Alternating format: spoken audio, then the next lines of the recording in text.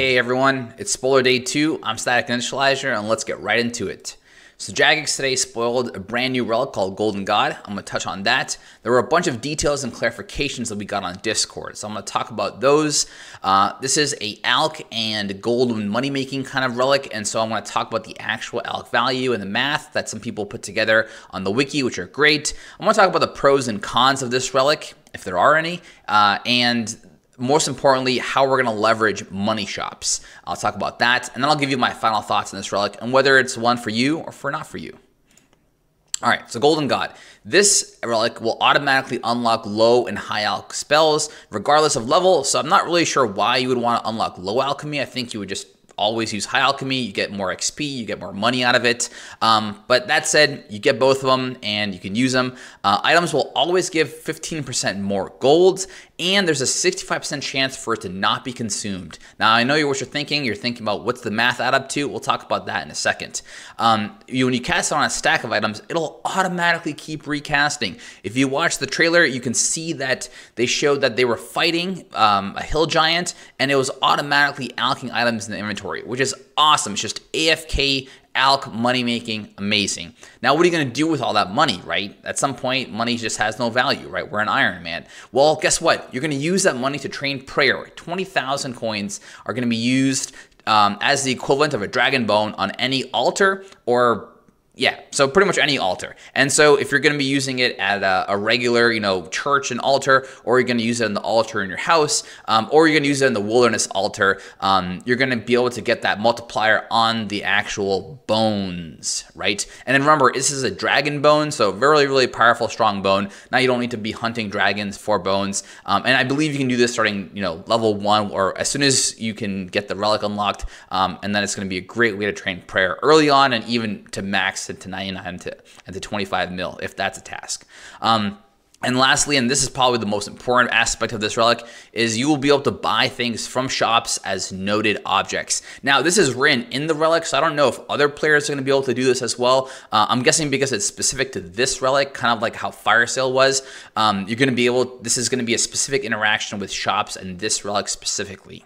All right. Now, on Discord, they posted a bunch of clarifications. So do you get magic experience from auto alch? Yes. Will the golden animation be canceled by other animations? And this is amazing. It will not, or kind of. So if you open the bank and then close the bank, it'll automatically keep alching, which is really powerful. If you are using the money to pray to the altar and alching at the same time, that will not interrupt each other. It alchs at the typical automatic cadence. So if you have money that's making at least 20,000 gold per alch in your inventory, you will pretty much just infinitely keep alching and praying until you run out of that item, which is amazing, because if you stockpile a ton of cash, buy a ton of items that are worth at least 20,000, and you can just click on the altar and just go AFK and come back with 99 magic and 99 prayer. And obviously, timeouts and logouts, you have to come back and click every 25 minutes. But aside from that, you should be getting infinite XP. This is kind of like how Trickster was with, running around in circles. When you go to Lumbridge and just do the follow train and get that AFK agility experience. Except now you get to do that with magic and prayer. Amazing. Another thing I was thinking about is spellbook swapping. Is this going to be a detriment, or is it going to work? So once you have the auto alch going, even if you spellbook swap to just go do some raids, or you're doing other content that you want to be on a different spellbook for, you will keep auto alching as long as that stack stays there. Most importantly, do not move the stacks or your coin amounts. That will interrupt it, so let's not do that. Just figure out the spot you're going to be in, set it up, and then change your prayer book or your spellbook, and you'll be fine. Also, anything that stacks can be alched, so you can also do like rune arrows, or you can do just noted items, which is really good. You can't use the gold at the ectofunctus, so just remember the gold goes to the altars. If you can create the one in your house, which should be pretty easy, I think everyone can create the mahogany altar, just use that. It's going to be a good amount of experience. Even if you don't like the little lamps, because that can be annoying, you can just set it up and you're still going to be getting like 150%, I think mahogany might go up to a little bit more than that, maybe 200% XP rates, which is still really good because it's infinite and it's free pretty much once you get your initial income. And yeah, there's a list of shops that I'm going to talk about in a little bit later. So the actual elk value, this is where the math comes in, right? Because the 65% chance is additive to every time you save it, right? I'm not a math wizard, but thank you to whoever updated the wiki and the math page for this, where it comes out to about 3.286 times the gold. That's the 15% in addition to the 65% chance to save, right? This is absolutely bonkers. That means whatever item you're buying, you're getting pretty much 3x the value in return, right? So just for example, early on, you go to Draenor Village, you get a thing, you go over to the Champions Guild, and you buy some rune plate legs that are really quickly accessible. You high elk them, you do need 64,000 to get going, but you're gonna come back with 126K, and that's 62K just pure profit. And as your cash stack increases, you're gonna be able to buy more items and therefore elk more. It's just gonna be a snowball effect. So pros and cons. Okay, first of all, the pro is there's no cost to this. You don't have to worry about ever running out of fire and nature runes. Even if you spellbook swap, you're just going to keep casting it, which is really nice. Also, there's no level cost. So if you do a bunch of tasks and you haven't leveled your magic level at all yet, no problem. Like I said, just start clicking the high elk and just start making money. Whatever you get from any shop, even if you just kill some chickens and high elk some feathers, that's just free XP, right? You don't have to necessarily make money from this. You can just start by getting early magic XP. Now, I don't think this is going to be a tier 1 relic, and I'll talk about that in a second, because all the tier 1 relics are obviously revealed. And there's a chance it might not even be a tier 2, it might be a tier 3 competing in that fire sale bracket. In addition to that, also just infinite money making forever.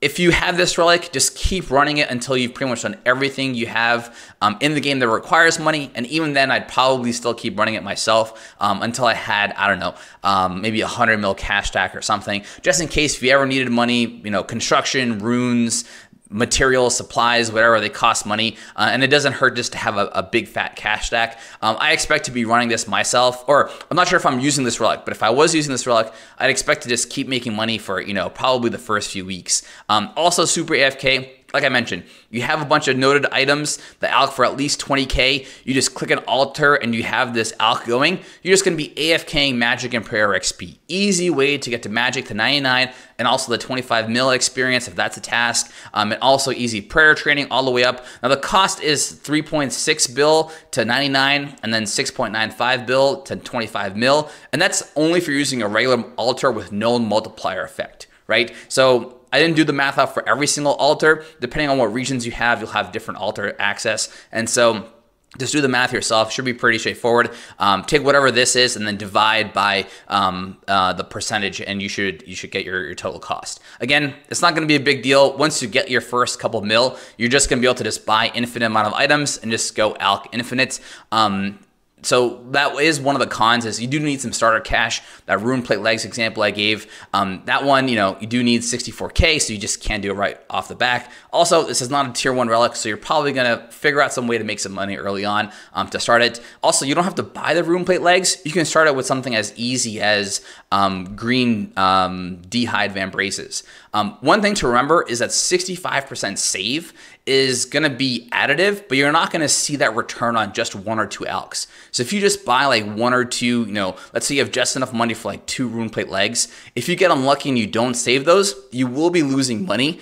The 65% really adds up over time. Remember, math, it's a logarithmic, if I'm thinking correctly. Sorry, it's been a few years since I remembered all the math. But yeah, over time, it's gonna flatten out, and that's when you're really gonna see that 65% save and that 3x value. So ideally, if you can buy a lot of cheaper, smaller items early on, that will give you that 3x multiplier until you can probably buy, hundreds of rune plate legs. And then once you hit that threshold, you can probably move on to like dragon battle axes or something. It'll be better, but just be cautious. Start with a low item and high volume, and that's when you're really gonna maximize that 65% savings.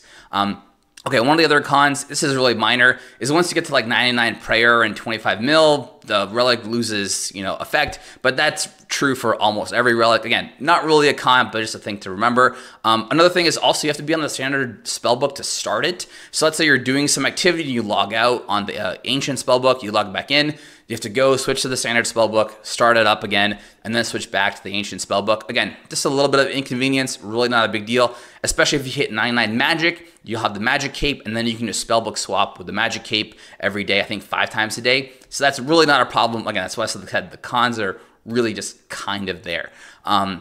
Also, if you use magic for your combat skills, you're going to be hitting 25 mil and 99 magic anyways, just by doing Slayer and doing PVM. And so if you're like, hey, I'm going to use this, it's going to be really beneficial. If this is more than like a tier 3 relic, the magic XP is, I don't really know. I'm probably already going to be 70s and 80s. And then I'm going to be, you know, if I go desert and I'm bursting monsters, or doing, you know, big Slayer tasks, I'm going to hit 25 mil, no problem. That wasn't a big deal, last league as well. And just one thing I want to point out, there was a good point made on Discord about the Wilderness. So the Wilderness is known for having access to prayer with the Wilderness altar and dragons for dragon bones and lava dragons for lava dragon bones and things like that. Also, it has tons of monies from the Revenants. And so when you pick Wilderness and you pick this relic, you're just going to kind of multiply that, and you're probably not going to see so much added benefit from both of those. So if you are going Wilderness, it might be worth just taking the other relics in this region, in this option, in this tier. But that's going to be up to you and for you to decide. Okay, money shops. Someone made this amazing page on the wiki. Definitely check it out. I'm going to leave a link below in the description. It pretty much kind of organizes everything based off of the shop, the item. This ruby ring is in the Fairylands, so you can just go there right away and just buy some ruby rings. It's 1,000 gold each. You can just buy, you know, 5 at a time. Just buy like as much as you can, and then start alching it because it's immediately profitable right off the back.